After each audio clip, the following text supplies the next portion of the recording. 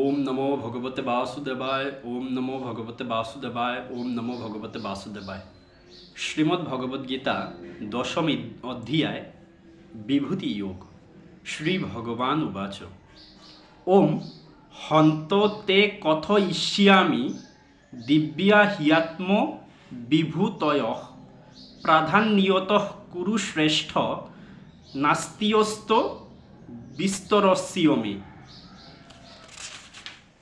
অনুবাদ: পরমেশ্বর ভগবান বললেন, হে অর্জুন, আমার দিব্য প্রধান প্রধান বিভূতিসমূহ তোমাকে বলবো, কিন্তু আমার বিভূতিসমূহের অন্ত নেই। তাৎপর্য: ভগবান শ্রীকৃষ্ণের মহত্ব ও তার বিভূতি উপলব্ধি করা সম্ভব নয়। স্বতন্ত্র জীবাত্মার ইন্দ্রিয়গুলি সীমিত এবং তা দিয়ে কৃষ্ণ বিষয়ক তত্ত্ব পূর্ণরূপে জানা অসম্ভব। তবুও ভক্তেরা শ্রীকৃষ্ণকে জানতে চেষ্টা করেন, কিন্তু তাদের সেই প্রয়াস এই রকম নয় যে কোনো বিশেষ সময়ে অথবা জীবনের কোনো বিশেষ স্তরে তারা শ্রীকৃষ্ণকে পূর্ণরূপে উপলব্ধি করতে সক্ষম।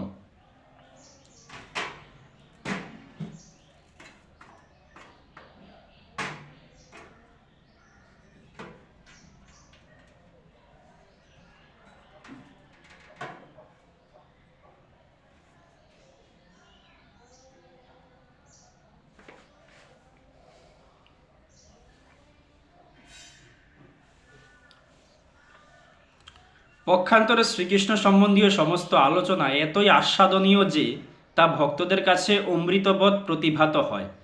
এভাবেই ভক্তেরা তা উপভোগ করেন।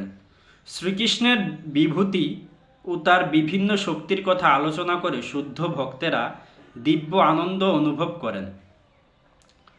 তাই তারা নিরন্তর তার শ্রবণ ও কীর্তন করতে চান। শ্রীকৃষ্ণ জানেন যে জীবেরা তার বিভূতির কুল কিনারা পায় না, তাই তিনি তার বিভিন্ন শক্তির মুখ্য প্রকাশগুলি কেবল বর্ণনা করতে সম্মত হয়েছেন। প্রাধান্যতঃ অর্থাৎ প্রধান কথাটি অত্যন্ত গুরুত্বপূর্ণ, কারণ আমরা কেবল ভগবানের শক্তির কয়েকটি মুখ্য প্রকাশই কেবল অনুভব করতে পারি, কেননা তার শক্তি বৈচিত্র্য অনন্ত। সেই অনন্ত শক্তিকে পরিপূর্ণভাবে উপলব্ধি করা আমাদের পক্ষে কখনোই সম্ভব নয়। এই শ্লোকে ব্যবহৃত বিভূতি বলতে উল্লেখ করা হয়েছে যার দ্বারা তিনি সমগ্র সৃষ্টিকে নিয়ন্ত্রণ করেন। অমরকুশ অভিধানে বিভূতি শব্দের অর্থে বলা হয়েছে অসাধারণ ঐশ্বর্য।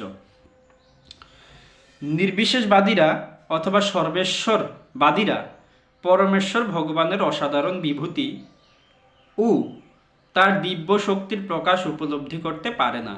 জড় ও চিন্ময় উভয় জগতেই ভগবানের শক্তি ভিন্ন ভিন্ন প্রকাশের মাধ্যমে ব্যক্ত হয়েছে।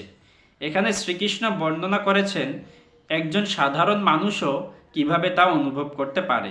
এভাবেই ভগবান তার অনন্ত শক্তিকে কেবল আংশিকভাবে বর্ণনা করেছেন।